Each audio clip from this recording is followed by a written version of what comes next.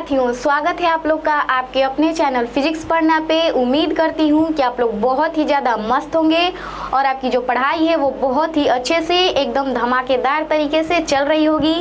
तो आज के इस क्लास में हम लोग अध्ययन करने वाले हैं श्रम विभाजन और जाति प्रथा का प्रश्न उत्तर। क्या अध्ययन करने वाले हैं? तो श्रम विभाजन और जाति प्रथा का प्रश्न उत्तर, ठीक है। यानी कि इस क्लास में हम लोग इसका प्रश्न उत्तर करेंगे, ठीक है। तो चलिए हम लोग क्लास को आगे की ओर बढ़ाते हैं। तो आप लोग को याद है कि हम लोग क्या करने वाले हैं इस क्लास में? क्या करने वाले हैं जी? तो इस क्लास में हम लोग प्रश्न उत्तर करेंगे। किसका प्रश्न उत्तर करेंगे? तो श्रम विभाजन और जाति प्रथा का, ठीक है। तो यहाँ पे देखिए, यहाँ पे चैप्टर का नाम दिया गया है श्रम विभाजन एवं जाति प्रथा, जिसके लेखक हैं ये कौन है? पहचानते हैं इनको? ये कौन है? ये है हमारे जाने माने भारत के बहुत ही अच्छे व्यक्ति डॉक्टर भीमराव अंबेडकर जी, ठीक है। यानी कि आज इन्हीं के वजह से स्त्रियों को बहुत ही ज़्यादा अधिकार मिला है और जाति पाति में भी थोड़ा बहुत परिवर्तन आ चुका है। थोड़ा बहुत क्या, बहुत ही ज़्यादा ही परिवर्तन हो गया है, ठीक है, इन्हीं के वजह से, ठीक है। यानी कि आज के इस क्लास में हम लोग इसका प्रश्न उत्तर करेंगे। तो यहाँ पे देखिए पहला क्वेश्चन है हम लोगों का। पहला है, लेखक किस विडंबना की बातें करते हैं? विडंबना का स्वरूप क्या है? जो लेखक हैं भीमराव अंबेडकर जी आखिर किस विडंबना का बात करते हैं? उस विडंबना का स्वरूप क्या है आखिर? तो यहाँ पे देखिए आंसर में है, लेखक इस विडंबना की बात करते हैं कि आज के युग में भी जातिवाद के पोषकों की कोई कमी नहीं है। क्या है जी? कोई कमी नहीं है। जातिवाद के पोषकों की कोई कमी नहीं है। अर्थात आज के युग में भी लोग जातिवाद को बढ़ावा दे रहे हैं। यानी कि आज के युग में भी लोग जातिवाद को बढ़ावा दे रहे हैं। किसको बढ़ावा दे रहे हैं? तो जातिवाद को बढ़ावा दे रहे हैं। यानी कि लोग बोलते हैं कि मेरा जाति ऊंचा है, तुम्हारा जाति छोटा है, मैं ऊंचे जाति का हूँ तो मैं बेंच पे बैठ के पढ़ूंगा और तुम छोटे जाति के हो तो तुम लोग नीचे बोरा बिछा के पढ़ोगे, ठीक है। यानी कि लोग जातिवाद को बढ़ावा दे रहे हैं। यहाँ पे देखिए, यहाँ पे आप लोग जातियों को पहचान सकते हैं। इनके वेशभूषा से आप लोग इनकी जाति को पहचान सकते हैं कि ये जो हैं क्या हैं? हिंदू हैं, ठीक है। क्या है जी? हिंदू हैं। ये हैं मुस्लिम, ठीक है, मुसलमान। ये हैं सिख और ये हैं ईसाई, ठीक है। कौन है जी? ईसाई हैं, ठीक है। यानी कि हिंदू, मुस्लिम, सिख और ईसाई हैं। तो क्या आप लोग इन्हें कैसे पहचाने? इनके कपड़ों से, इनका कपड़ा देख के आप लोग पहचाने होंगे, इन लोग का दाढ़ी देख के पहचाने होंगे। यानी कि आप लोग नॉर्मली वेशभूषा देख के इन लोगों को पहचाने हैं, ठीक है। अगर यही हम इन लोग का वेशभूषा चेंज कर दें, ये जो हिंदू हैं इनको कुछ अदर ड्रेस पहना दे, मुस्लिम को कुछ अदर ड्रेस पहना दे, ये सिख को भी कुछ अदर ड्रेस पहना दे, तो क्या आप लोग इन्हें पहचान पाएंगे कि ये लोग कौन हैं? आप लोग नहीं पहचान पाएंगे, ठीक है। आप लोग पीके मूवी में भी देखे होंगे कि जो पीके रहता है उसमें का जो हीरो पीके, वो सबको यानी कि 4 कास्ट के जाति को लेके आता है, हिंदू, मुस्लिम, सिख और ईसाई को। और उन लोगों का ड्रेसिंग सेंस है ना, यानी कि पहनने ओढ़ने का तरीका उसको चेंज कर देता है, ठीक है। और जो वहाँ पे बाबा जी रहते हैं उनको बोलता है कि अब आप बताइए कि ये लोग कौन कौन से जाति के लोग हैं। तो जो बाबा जी होते हैं वो यही बोलते हैं कि जो हिंदू का जो ड्रेस पहना था, यानी कि जिसके माथे पर टीका था, जिसके गले में ये सब माला था, उसको वो हिंदू बताए। जिसके मुख पे नकाब था उसको मुस्लिम बता दिए। जिसका इतना बड़ा बड़ा दाढ़ी था उसको सिख बता दिए, ठीक है। यानी कि वो वेशभूषा देख के उन लोग को ये सब बता दिए, पर उनको असली में ये नहीं पता था कि जो व्यक्ति है वो ड्रेसिंग सेंस को चेंज कर दिया है, ठीक है। यानी कि व्यक्ति वही है, हिंदू है तो हिंदू ही है, लेकिन उसको मुस्लिम का ड्रेस पहना दिया गया है। तो बाबा जी जो हैं वो समझते हैं कि ये मुस्लिम है, ठीक है। यानी कि वो क्या देख के समझते हैं? तो इन लोग का रंग रूप वेशभूषा देख के ही ना समझते हैं। पर क्या इन लोगों का अगर खून ला के दे दिया जाए आप लोग को, तो आप लोग पहचान पाएंगे कि किसका खून है, किस व्यक्ति का खून है? नहीं पहचान पाएंगे। ठीक उसी तरह इसमें भी कहा गया है कि लोग जो है ना जातिवाद को बढ़ावा दे रहे हैं, यानी कि लोग अपने जाति को ऊंचा समझ रहे हैं, दूसरे जाति को नीचा समझ रहे हैं। तो मेरे हिसाब से, या फिर आज के लोग भी बोलते हैं कि जाति पाति में कुछ नहीं रखा है, सब लोग भाई भाई हैं। और एक गाना भी है शायद कि हिंदू मुस्लिम सिख ईसाई हम सब हैं भाई भाई, ठीक है। यानी कि कोई ऊंच नीच नहीं है, सब लोग बराबर है, ठीक है। ऐसा नहीं है कि हिंदू जो है ऊंचा है, मुस्लिम जो है ऊंचा है, बाकी सब नीचे हैं, ऐसा नहीं है। सब लोग बराबर हैं, सब लोग बराबर के हकदार हैं, ठीक है। क्लियर? यानी कि इसमें यही कहा गया है सिंपली कि आज के जो लोग हैं वो किसका बढ़ावा दे रहे हैं, तो जातिवाद का बढ़ावा दे रहे हैं। इतना ये बोले हैं। अगला क्वेश्चन देखते हैं। जातिवाद के पोषक उसके पक्ष में क्या तर्क देते हैं? जो जातिवाद के पोषक हैं, जो जाति पाति को मानने वाले व्यक्ति हैं, वो क्या तर्क देते हैं, उनकी मतलब क्या राय है जाति के बारे में? तो वो देखिए क्या कहते हैं। जातिवाद के पोषक आधुनिक समाज में कार्य कुशलता, यानी कि काम को अच्छे ढंग से करने के लिए श्रम विभाजन, यानी कि कार्य का विभाजन को आवश्यक मानते हैं। यानी कि जो आज के लोग हैं, अंबेडकर जी कहते हैं कि जो आज के लोग हैं वो किसका करते हैं, किसको आवश्यक मानते हैं, तो श्रम विभाजन को आवश्यक मानते हैं। किस लिए जी? तो कार्य कुशलता के लिए, काम को अच्छा ढंग से करने के लिए वो कार्य को ही बांट देते हैं, ठीक है। और कहते हैं कि जाति प्रथा भी श्रम विभाजन का ही दूसरा रूप है, इसलिए इसमें कोई बुराई नहीं है। और कहते हैं कि जो जाति प्रथा है ना, यानी कि जो जाति पाति में जो भेदभाव है ना, वो भी कार्य का विभाजन का ही एक दूसरा रूप है, इसीलिए इसमें कोई बुराई नहीं है। क्या नहीं है जी? कोई बुराई नहीं है। यहाँ पे देखिए, लोग जाति के आधार पर यहाँ पे काम बांट दिए हैं। मैं यहाँ पे फिगर इसलिए लाई हूँ ताकि आप लोग बहुत ही अच्छे से समझ जाएं, क्योंकि कुछ लोगों को लगता है ना कि जो 1 चैप्टर है, गोधुली का 1 चैप्टर श्रम विभाजन और जाति प्रथा, वो हार्ड चैप्टर है, उसका डेफिनेशन नहीं याद होगा। तो अच्छी बात है, डेफिनेशन नहीं याद होगा, कोई बात नहीं। आप लोग इस फिगर के माध्यम से आप लोग समझ के अच्छे से आप लोग याद कर सकते हैं, ठीक है। इसीलिए मैं यहाँ पे फिगर लाई हूँ ताकि आप लोग बहुत अच्छे से समझ जाएं, ठीक है। क्योंकि एग्जाम में ना समझा हुआ चीज़ ही याद रहेगा, रटाया हुआ चीज़ नहीं याद रहेगा, ठीक है। तो यहाँ पे देखिए, ये है हमारे किसान जी। कौन है जी? किसान। और एक तरीके से कहा भी जाता है कि इस दुनिया में मतलब बहुत अच्छे लोगों में किसान का भी नाम लिया जाता है कि अगर किसान नहीं रहते, अगर इस दुनिया में किसान नहीं रहते तो हम लोगों को आज भोजन भी नसीब नहीं होता। इसलिए किसान को हम लोग अन्नदाता भी कह सकते हैं, क्योंकि ये हमें अन्न प्रदान करते हैं, ठीक है। यहाँ पे देखिए, यहाँ पे मजदूर कुछ काम कर रहे हैं। यहाँ पे कौन काम कर रहा है जी? मजदूर कुछ काम कर रहे हैं अपना। और यहाँ पे दूध वाले हैं। कौन है जी? दूध वाले, ठीक है। कौन है? तो दूध वाले हैं। अब देखिए, ये है किसान। कौन है? तो ये है किसान, और ये हैं हमारे मजदूर, और ये हैं दूध वाले। तो यहाँ पे देखिए, इनके कामों का बंटवारा कर दिया गया है कि ये जो गांव में रहते हैं, अगर गांव में रहते हैं तो किसानी करेंगे, ये अपना अलग काम करेंगे। अगर इनके पास खेत वोत कुछ भी नहीं है, तो ये क्या करेंगे? मजदूरी करेंगे। क्या करेंगे? मजदूरी करेंगे, दूसरे के यहाँ काम करेंगे और अपना खर्चा पानी निकालेंगे। इनका भी काम का क्या हो गया? बंटवारा हो गया। इनके काम का क्या हो गया? बंटवारा हो गया। अब मान लीजिए दूध वाले हैं, तो ये भी जिनके पास गाय भैंस है तो उनको क्या कह दिया गया? दूध वाला।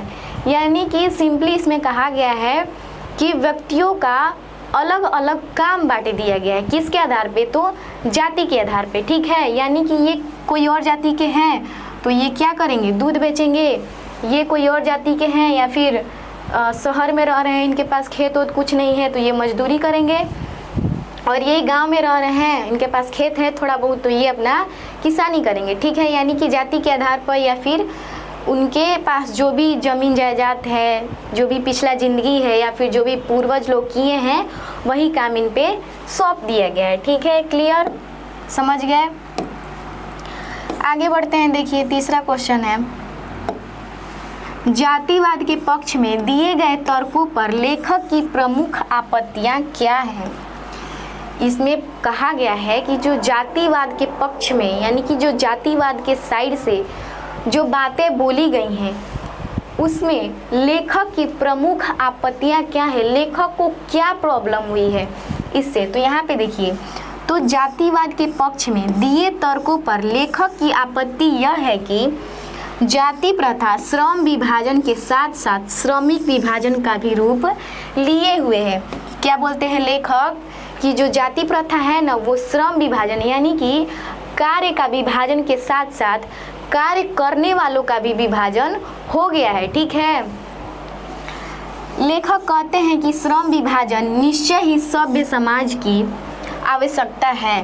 बोलते हैं भीमराव अंबेडकर जी कि मैं मानता हूँ कि श्रम विभाजन यानी कि कार्य का विभाजन हमारे समाज को आगे बढ़ाने के लिए आवश्यक है, परंतु किसी सभ्य समाज में कार्य के साथ साथ लोगों का विभाजन करना सही नहीं है। बोलते हैं कि किसी आदर्श समाज में, किसी सभ्य समाज में कार्य के साथ साथ कार्य करने वाले लोगों का भी हम लोग विभाजन कर रहे हैं, वो बहुत ही गलत बात है। ठीक है, यानी कि इनका कहना है कि जो लोगों का अंदर से इच्छा करे कार्य करने का उसे वही करने देना चाहिए। ऐसा नहीं है कि उसके पूर्वज किसानी कर रहे हैं तो वो भी किसानी करे, ऐसा बिल्कुल नहीं करना चाहिए। यहाँ पे काम के साथ साथ कार्य करने वालों का बंटवारा नहीं करना चाहिए। ठीक है, इतना लेखक बोलते हैं।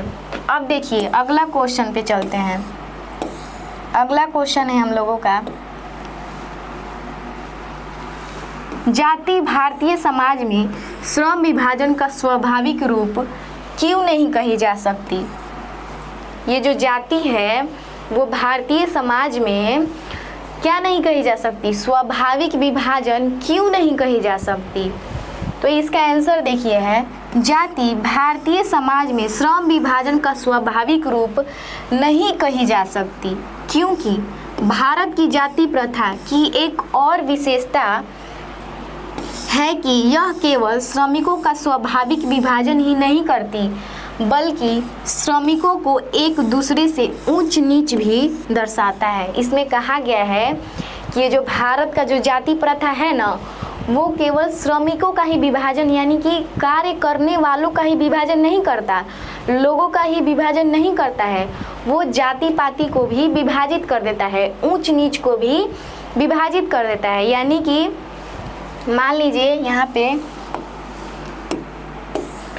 पे देखिए, मान लीजिए दो व्यक्ति हैं, ये दो व्यक्ति हैं, ठीक है, एक का नाम है जेठालाल और एक का नाम है रंगलाला। ठीक है, मान लीजिए ये दो व्यक्ति हैं, ठीक है, ये दोनों व्यक्ति जाति पाति को लेके बहुत ज़्यादा लड़ते हैं, इसलिए इनका नाम भी मैं थोड़ा अच्छा ही खासा रख रही हूँ। ठीक है, कॉमेडी के तौर पे मैं एक रख रही हूँ इनका नाम, सीरियस मत लीजिएगा कि जेठालाल जो है वो जाति पाति को लेके कुछ नहीं करता है। मैं ऐसे ही यहाँ पे एक नाम रख रही हूँ कि इनका नाम जो है जेठालाल है, ठीक है, और इनका नाम क्या बोले हैं हम, रंगलाला ले लीजिए इनका नाम। ठीक है, तो ये लोग जो है ना जाति पाति को लेकर बहुत ज़्यादा लड़ाई करते हैं। ठीक है, ये जैसे कि रंगलाला जी बोलते हैं कि जेठालाल तुम मेरे से ना नीचे हो, क्या बोलते हैं जेठालाल, तुम मेरे से नीचे हो, ठीक है, तुम मेरे से नीचे कास्ट के व्यक्ति हो, इसलिए मेरे से तुम दब के रहो।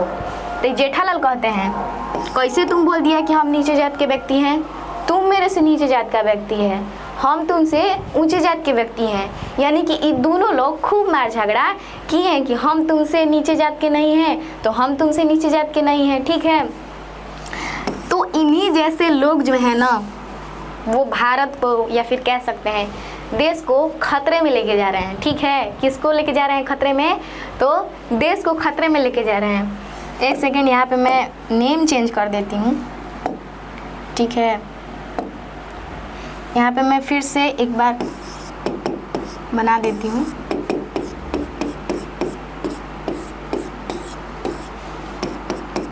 ठीक है, यहाँ पे देखिए, मान लीजिए इनका नाम झुमक लाल रख दीजिए। झुमक लाल, इनका रंगलाला, ठीक है। क्या नाम रखे हैं जी? रंगलाला। तो इन्हीं जैसे जो व्यक्ति होते हैं ना, वो देश को बर्बादी की ओर लेके जाते हैं, ठीक है। ये कहते हैं कि हम तुमसे ऊंचे हैं, ये कहते हैं कि हम तुमसे ऊंचे हैं। लड़ाई झगड़ा, मार झगड़ा होता रहेगा इन लोग में। चलिए आगे हम लोग देखते हैं, ठीक है। ठीक है, ये दोनों आपस में लड़ाई ऐसे ही कर लेते हैं और बोलते हैं कि मैं तुमसे छोटा नहीं हूँ, और वो बोलते हैं कि मैं भी तुमसे छोटा नहीं हूँ। तो आखिर में लास्ट में क्या हो रहा है? इन लोग में किसके लिए लड़ाई हो रहा है? ऊंच नीच के लिए। किसके लिए? ऊंच नीच के लिए। जाति में उच्चता और नीच के लिए लड़ाई हो रहा है, ठीक है। जो दुनिया के किसी भी समाज में नहीं पाया जाता है, जो दुनिया के किसी भी समाज में ऐसा देखने को नहीं मिलता है कि लोग जो हैं जाति के लिए लड़ रहे हैं, ठीक है। यहाँ पे कहा गया है, अंबेडकर जी कहते हैं कि ये सिर्फ ना हमारे भारत देश में देखने को मिलता है कि झुमक लाल और रंगलाला लाल जैसे व्यक्ति होते हैं और बोलते हैं कि तुम मेरे से नीचे हो, ये बोलते हैं कि तुम मेरे से नीचे हो, ठीक है। क्लियर? अब देखिए, अब चलते हैं अगला क्वेश्चन की ओर। इतना तो आप लोग समझ ही गए होंगे। अब यहाँ पे देखिए, जाति प्रथा भारत में बेरोजगारी का एक प्रमुख व प्रत्यक्ष कारण कैसे बनी हुई है। यानी कि जो जाति प्रथा है वो भारत में बेरोजगारी का प्रमुख कारण कैसे बना हुआ है? क्या कारण है कि आज जो हमारा भारत देश महान है वो आज इतना पिछड़ा यानी कि इतना बेरोजगार हो चुका है? आखिर क्या कारण है भाई? तो यहाँ पे देखिए, जाति प्रथा भारत में बेरोजगारी का एक प्रमुख और प्रत्यक्ष कारण इसलिए बना है क्योंकि भारत की जाति प्रथा लोगों को ऐसा कार्य नहीं करने देती जो उसके पूर्वज नहीं किए हों। जो भारत की जो जाति प्रथा है वो लोगों को ऐसा कार्य नहीं करने देती है जो उसके पूर्वज नहीं किए हैं। अब देखिए, यहाँ पे हम लोग फिगर के माध्यम से समझते हैं कि आखिर ये कहना क्या चाह रहा है। तो यहाँ पे देखिए, मान लीजिए ये पूर्वज हैं हमारे, ये हमारे पूर्वज हैं जो पहले से क्या किए हैं? किसानी किए हैं। और मेरा ड्रीम है कि मैं क्या बनूं? तो डॉक्टर बनूं। क्या बनूं जी? तो डॉक्टर बनूं। मेरा ड्रीम है कि मैं डॉक्टर बनूं। पर मेरे जो पूर्वज हैं, मेरे जो पिताजी हैं या फिर मेरे जो दादाजी हैं, वो क्या किए हैं? तो ये किसानी किए हैं। ये क्या थे? तो किसान थे। तो हमारा जो भारत है इसमें कहा जाता है कि जो तुम्हारे पूर्वज यानी कि जो तुम्हारे पिताजी या फिर दादाजी जो कार्य किए हैं तुम्हें भी वही करना पड़ेगा, ठीक है। यानी कि अपने मन मुताबिक का कार्य, यानी कि तुम डॉक्टर का कार्य नहीं कर सकती या फिर टीचर का कार्य नहीं कर सकती, ठीक है। इसीलिए जो भारत है उसमें बेरोजगारी का प्रमुख कारण बना हुआ है। क्योंकि हम बनना चाहते हैं डॉक्टर, हमको बना दिया गया किसान, तो मेरा मन लगेगा कार्य करने में? बिल्कुल नहीं लगेगा, 1% नहीं लगेगा। जब काम करने में मन ही नहीं लगेगा तो इनकम कहाँ से आएगा? इनकम तो बिल्कुल नहीं आएगा। तो लोग क्या होंगे? बेरोजगार होंगे। बेरोजगारी होगी तो क्या होगा? भूखमरी बढ़ेगी, और भूखमरी होगा तो क्या होगा? लोग खाए बिना मर जाएंगे। यही तो होगा, ठीक है। अब चलिए आगे चलते हैं, हम लोग आगे देखते हैं। लेखक आज के उद्योगों में गरीबी और उत्पीड़न से भी बड़ी समस्या किसे मानते हैं और क्यों? ये जो लेखक हैं वो गरीबी से भी बड़ी समस्या किसे मानते हैं? तो जो लेखक हैं वो आज के लेखक उद्योग में गरीबी और उत्पीड़न से भी बड़ी समस्या जाति प्रथा को मानते हैं। ये जो लेखक हैं वो सबसे बड़ी समस्या किसे मानते हैं? तो लेखक सबसे बड़ी समस्या जाति प्रथा को मानते हैं। किसको मानते हैं? तो जाति प्रथा को मानते हैं, क्योंकि जाति प्रथा लोगों को अपने इच्छा अनुसार कार्य करने की अनुमति नहीं देती है। पहले भी हम पढ़ाए हैं ऊपर, इसके जस्ट पहले, कि इसमें लोगों का अपने मन का कार्य करने नहीं दिया जाता है। और यहाँ पे भी यही कहा गया है कि जो भारत देश है वो लोगों को अपना हिसाब से कार्य करने की अनुमति नहीं देता है, जिसके कारण लोग अच्छे ढंग से कार्य नहीं कर पाते हैं, जिसके कारण जो लोग हैं, व्यक्ति हैं, वो अपना कार्य अच्छे ढंग से नहीं कर पाते हैं। ठीक है, क्लियर। अगला क्वेश्चन की ओर चलते हैं। अगला देखिए, अगला है लेखक ने पाठ में किन प्रमुख पहलुओं से जाति प्रथा को एक हानिकारक प्रथा के रूप में दिखाया है। इसमें लेखक कहते हैं, यानी कि बोला गया है कि लेखक जो हैं वो किन बातों से भी अत्यधिक जाति प्रथा को एक हानिकारक प्रथा माने हैं।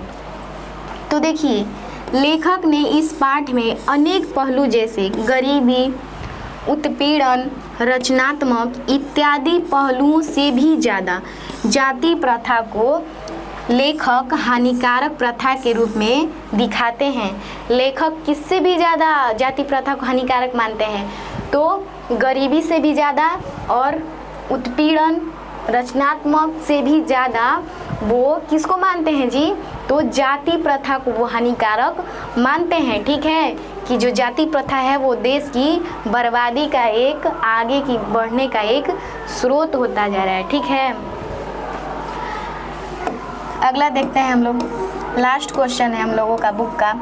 यहाँ पे देखिए, सच्चे लोकतंत्र की स्थापना के लिए लेखक ने किन विशेषताओं को आवश्यक माना है। जो लेखक हैं वो सच्चा लोकतंत्र का स्थापना करने के लिए किस विशेषता को क्या माने हैं? आवश्यक माने हैं। कौन सा ऐसा बात है जो लेखक हैं उसको आवश्यक माने हैं? आइए देखते हैं। तो देखिए, हमारे लेखक जी किसको आवश्यक माने हैं। देखिए, यहाँ पे है, सच्चे लोकतंत्र की स्थापना के लिए लेखक ने निम्न विशेषताओं को आवश्यक माना है। हमारे जो लेखक हैं वो निम्न विशेषताओं को आवश्यक माने हैं। क्या माने हैं जी? तो आवश्यक माने हैं। ठीक है, पहला देखिए, किसी भी व्यक्ति को अपने इच्छा के अनुसार कार्य करने की अनुमति हो। किसी भी व्यक्ति को अपने इच्छा के अनुसार कार्य करने की क्या हो? तो अनुमति दी जाए कि मेरा इच्छा टीचर बनने का है तो हमको पढ़ाने का मौका दिया जाए, पढ़ने का मौका दिया जाए। ठीक है, हमारा इच्छा है डॉक्टर बनने का तो हमें डॉक्टर बनने दिया जाए। यही इसमें कहा गया है, कोई हम पे दबाव न पड़े। ठीक है, आगे देखिए, आगे है लोगों के बीच दूध पानी के मिश्रण की तरह भाईचारा हो। किसके मिश्रण की तरह जी? तो दूध और पानी के मिश्रण की तरह। किसके तरह? दूध और पानी के मिश्रण की तरह क्या हो? तो भाईचारा हो, यानी कि कोई लड़ाई झगड़ा न हो। सभी लोगों में समानता भाव का विचार हो। सभी लोगों में क्या हो? समानता भाव का विचार हो। आइए देखते हैं फिगर के माध्यम से। चलिए, इतना आप लोग सीरियस मत होइए, फिगर के माध्यम से हम लोग पढ़ लेते हैं। ठीक है, अच्छे से एकदम क्लियर हो जाएगा। तो यहाँ पे देखिए, पहला क्या कहा गया है इसमें कि हमें कोई भी अपना काम करने की स्वतंत्रता हो। कोई भी हम काम अपने मन से करें, यानी कि हम डॉक्टर बनना चाहते हैं तो अपने मन से बने, किसी के दबाव में आकर कोई कार्य न करें। दूसरा कथन क्या था कि दूध पानी के मिश्रण की तरह हो, भाईचारा। क्या हो जी? तो दूध और पानी के मिश्रण की तरह भाईचारा हो। ठीक है, यहाँ पे जैसे देखिए, अगर पानी में दूध मिला दिया जाए तो समझ में नहीं आएगा कि दूध में पानी है कि पानी में दूध है। ठीक उसी प्रकार हमें भी इतना भाईचारा होना चाहिए कि हमें कभी समझ में न आए कि ये लोग दुश्मन हैं कि क्या है। आइए फिर से एक बार लेते हैं दोनों लोग को। किसको जी? रंगलाला को और झुमक लाल को। ठीक है, एक बार और हम लोग लेते हैं ये दोनों को, झुमक लाल को लेते हैं और एक बार लेते हैं रंगलाला जी को। ठीक है, ये लोग पहले क्या कर रहे थे? जाति पाति के लिए लड़ रहे थे ना, कि देखो हम तुमसे ना उच्च जाति के हैं। ये बोलता है झुमक लाल ना, बोलेगा ढेर तुम, हम तुमसे उच्च जाति है कि नहीं है? दिमाग लगा रहा है ढेर। अब देखिए, यहाँ पे इन लोग का भावनाएं जो है कैसी होनी चाहिए? भीमराव अंबेडकर के अनुसार इन लोग का भावना ऐसा होना चाहिए कि ये बोले, भाई झुमक लाल तुम तो मेरे प्यारे यार हो, तुम तो मेरे प्यारे भाई हो, तुमसे क्या शर्माना, आओ गले मिलते हैं। क्या करते हैं जी, गले मिलते हैं, क्योंकि भीमराव अंबेडकर जी बोले हैं कि हम लोग का जो भाव होना चाहिए वो किसकी तरह, दूध और पानी के मिश्रण की तरह होना चाहिए। ये नहीं कि हम तुमसे बड़े जाति के हैं, आई बोलेगा ए हम तुमसे बड़े जाति के हैं, ऐसा नहीं, ठीक है।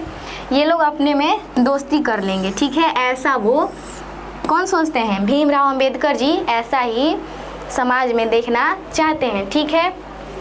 अगला है सब में समानता का अधिकार हो। समानता यानी कि सबको एक समान प्यार दिया जाए। यहाँ पे देखिए सभी लोग खुश हैं, इसमें कोई दुखी है, सब लोग खुश हैं। क्यों खुश हैं, क्योंकि आज के समाज में क्या हो गया है, समानता हो गया है, और पहले के समाज में ये सब नहीं था।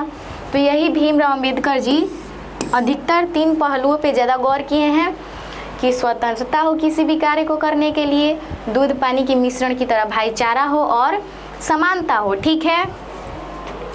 इतना हम लोग देख लिए। तो हम लोग आज के क्लास में पूरा अपना अध्ययन कर लिए, जितना भी क्वेश्चन था उसको बहुत ही अच्छे से कर लिए, फिगर के साथ एकदम समझे हैं। और अगले क्लास में हम लोग नए चैप्टर का अध्ययन करेंगे। तो ऐसे ही हमारे चैनल पे बने रहिए, और जो लोग पीछे का वीडियो नहीं देख रहे हैं वो लोग जाके एक बार ज़रूर देख लें, हमारे प्लेलिस्ट में वो वीडियो मौजूद है। क्योंकि अगर आप लोग पहले वो वीडियो नहीं देखेंगे तो आप लोग जब क्वेश्चन आंसर या फिर ऑब्जेक्टिव करेंगे ना तो कुछ प्रॉब्लम होगी आप लोगों को, ठीक है। ऐसे डायरेक्ट समझ में नहीं आएगा। अगर आप लोग चैप्टर को अच्छे से पढ़ लेते हैं, लेखक परिचय को आप लोग अच्छे से पढ़ लेते हैं, तो बहुत अच्छे से आप लोग का ऑब्जेक्टिव और सब्जेक्टिव चुटकियों में बन जाएगा। कैसे बनेगा जी, चुटकियों में बनेगा, ठीक है। तो आज के लिए इतना ही, मिलते हैं नेक्स्ट क्लास में, तब तक के लिए जय हिंद, जय भारत।